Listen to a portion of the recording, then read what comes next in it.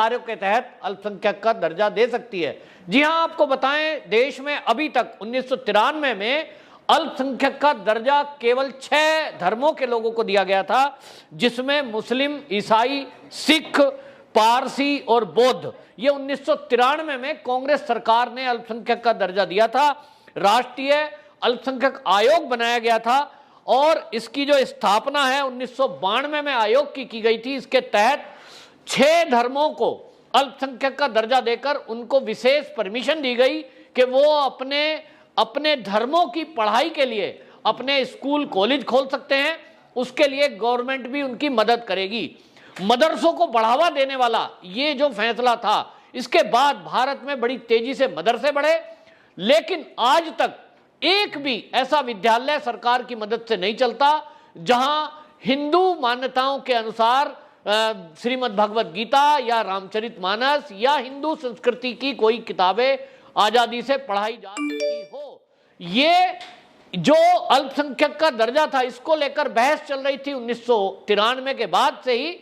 कई राज्यों की हाई कोर्ट में इसको लेकर एप्लीकेशन डाली गई थी। इस फैसले को चुनौती दी गई थी क्योंकि यह फैसला सुप्रीम कोर्ट ने किया था, सुप्रीम कोर्ट के जरिए हुआ था और इसीलिए उन एप्लीकेशन पर कोई फैसला नहीं हुआ। हाई कोर्ट ने उसको पेंडिंग डाल दिया और अब सुप्रीम कोर्ट ने उन सभी जो एप्लीकेशन हाई कोर्ट में पेंडिंग पड़ी थी उसको सुप्रीम कोर्ट में ट्रांसफर किया है। और वहां आपको बता दें, देश के जाने माने वकील और भारतीय जनता पार्टी के नेता एडवोकेट अश्वनी उपाध्याय ने सुप्रीम कोर्ट में एक एप्लीकेशन लगाई। उन्होंने सुप्रीम कोर्ट में बताया कि राष्ट्रीय आयोग की धारा 2F केंद्र सरकार को यह शक्ति देती है जो आहत करने वाला है कि वो अल्पसंख्यक का दर्जा किसी को दे सके, जिसमें कि उन्होंने अभी तक केवल 6 धर्मों को अल्पसंख्यक का दर्जा दिया, जबकि स्थिति कुछ और है। कई राज्यों में हिंदू अल्पसंख्यक है लेकिन उन हिंदुओं को अल्पसंख्यक का दर्जा प्राप्त नहीं है और इसके कारण से उन राज्यों में हिंदुओं को वो सुविधा नहीं मिल रही है जो मुस्लिम को मिल रही है, जो ईसाई को मिल रही है, जो जैन को मिल रही है। ये हिंदुओं को क्यों ना मिले?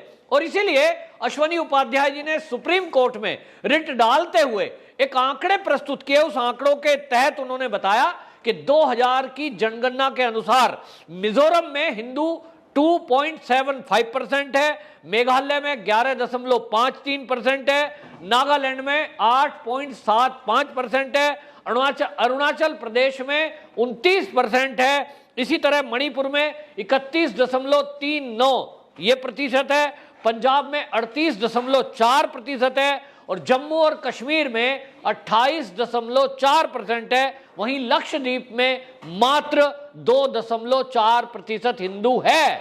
बावजूद इसके वहां अल्पसंख्यक का दर्जा हिंदू को प्राप्त नहीं है और इसी के कारण से जो अल्पसंख्यक कल्याण मंत्रालय है वो उनको कोई फैसिलिटी नहीं देता।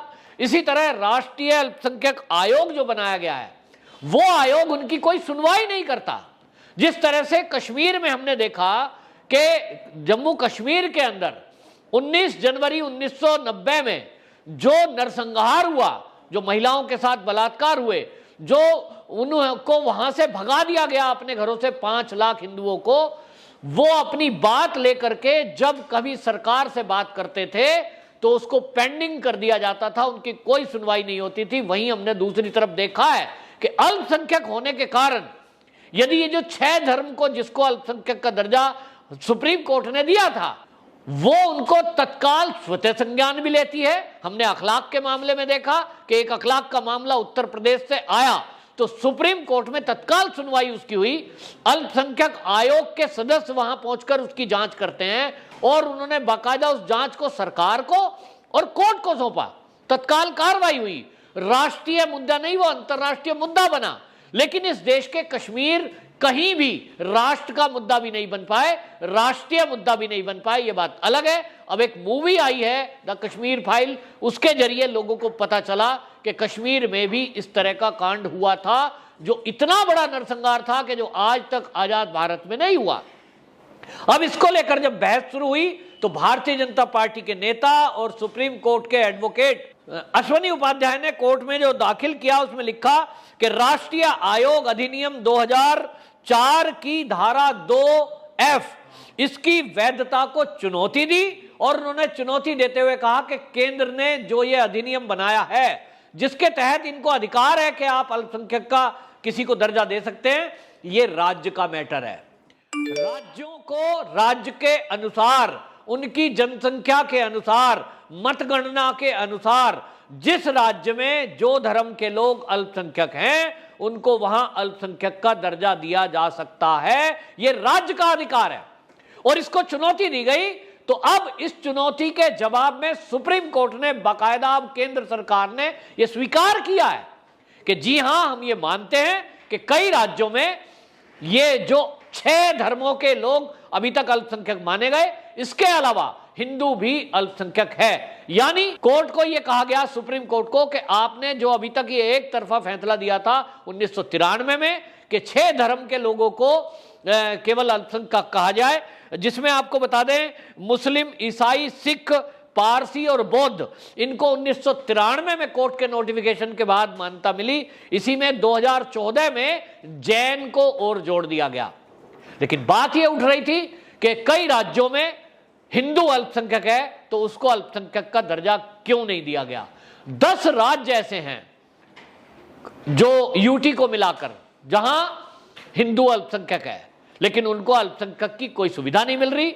वो अपने विद्यालय खुद के मर्जी से नहीं खोल सकते, वो अपने धर्मों की किताबों को सरकार की मदद से नहीं पढ़ा सकते और पढ़ाने की इजाजत भी इस देश में नहीं है। और इसीलिए मांग चल रही थी कि जब इस देश में कुरान पढ़ाई जा सकती है, जब इस देश में बाइबल की शिक्षा दी जा सकती है, जब इस देश में कई विद्यालय अपने अपने धर्मों के अनुसार शिक्षा विद्यालय खोलकर शिक्षा दे सकते हैं, तो श्रीमद् भगवत गीता क्यों नहीं पढ़ाई जा सकती? यहां रामचरितमानस क्यों नहीं पढ़ाई जा सकती? वेद और उपनिषद क्यों नहीं पढ़ाए जा सकते? यहां तक कि योग की शिक्षा को लेकर भी लोग ऑब्जेक्शन करते थे।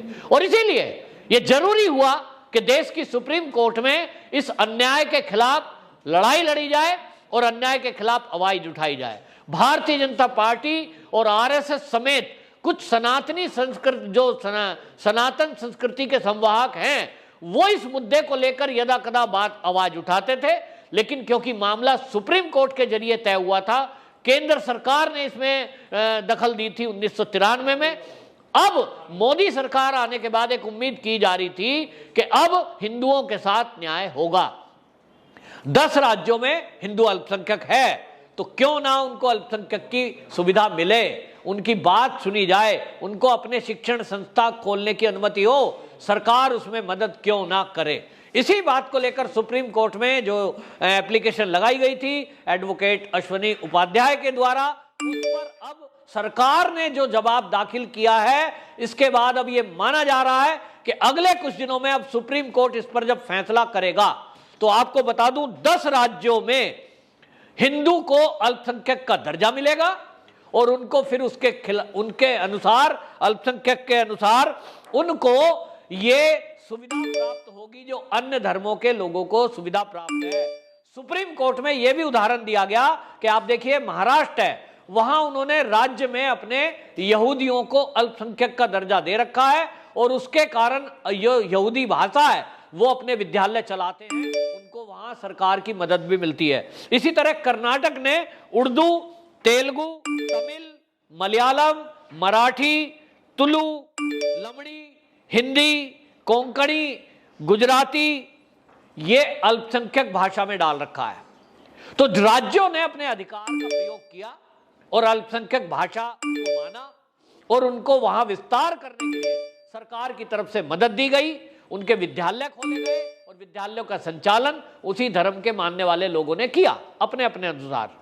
तब अब हिंदुओं के लिए भी यह रास्ता खुलेगा जब सुप्रीम कोर्ट यह फैसला करेगा। अगर सुप्रीम कोर्ट इस मामले में सुनवाई करते हुए हिंदुओं को यह तय करता है कि राज्य के अनुसार गणना की जाए और जिन राज्यों में हिंदू अल्पसंख्यक है उसको अल्पसंख्यक की मान्यता के अनुसार अपनी भाषा का प्रचार प्रसार, अपने धर्म का प्रचार प्रसार करने की अनुमति मिले, सरकार उसमें मदद करे और इसमें राष्ट्रीय अल्पसंख्यक आयोग कभी भी किसी भी प्रॉब्लम में उनकी सुनवाई करे। उनकी मदद करे। तो इसके बाद एक रास्ता खुल गया है। अब ये माना जा रहा है कि इस आदेश के बाद